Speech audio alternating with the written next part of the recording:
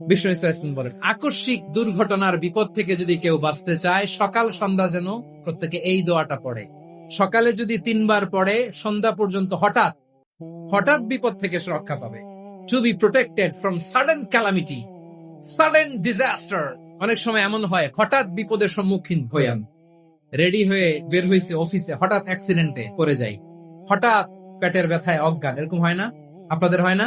হঠাৎ বিপদ, হঠাৎ ভয়ঙ্কর কোন আকস্মিক বিপদ থেকে আল্লাহ বাঁচায় নেবে। সকালে পড়লে সন্ধ্যা পর্যন্ত প্রোটেক্টেড, সন্ধ্যাবেলায় যদি 3 বার পরে সকাল পর্যন্ত প্রোটেক্টেড। সুবহানাল্লাহ পড়েন।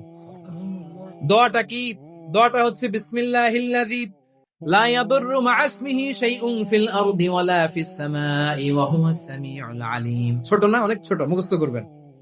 বিসমিল্লাহিল্লাযী লা ইয়াদুররু মা ইসমিহি শাইউন ফিল আরদি ওয়ালা ফিস সামা।